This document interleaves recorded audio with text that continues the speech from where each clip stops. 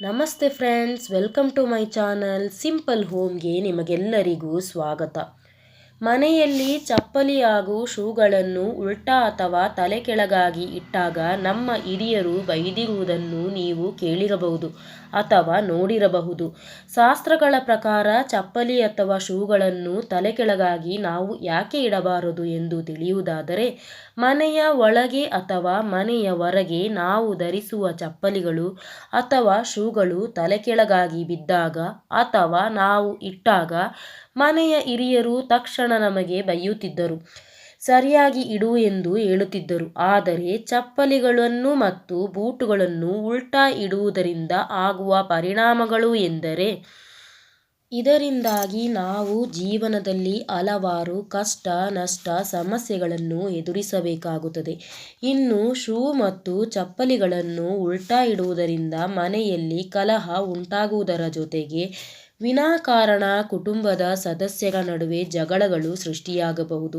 ಈ ಕಾರಣದಿಂದ ಚಪ್ಪಲಿ ಅಥವಾ ಶೂಗಳನ್ನು ಉಲ್ಟಾ ಇಡಬಾರದು ಎನ್ನುತ್ತಾರೆ.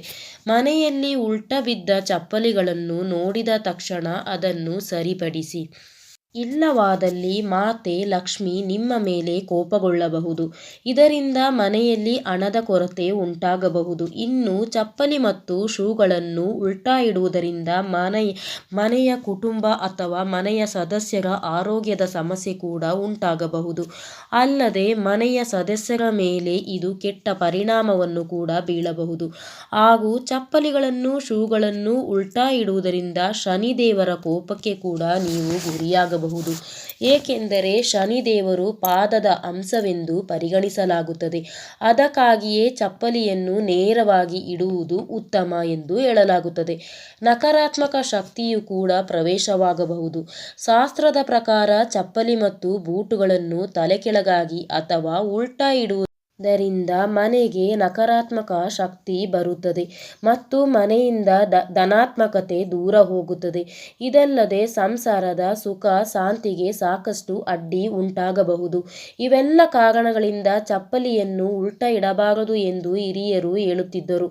ಹೌದು, ಹಿರಿಯರು ಹೇಳಿರುವ ಮಾತುಗಳು 100ಕ್ಕೆ 100 ಸತ್ಯವಾದ್ದರಿಂದ ಹಿರಿಯರ ಮಾತುಗಳನ್ನು ಪಾಲಿಸುವ ಜೊತೆಗೆ ನಮ್ಮ ಮನೆ ಮತ್ತು ಕುಟುಂಬದ ಸುಖ, ಶಾಂತಿ, ನೆಮ್ಮದಿ ಮತ್ತು ಆರೋಗ್ಯವನ್ನು ಕಾಪಾಡಿಕೊಳ್ಳೋಣ.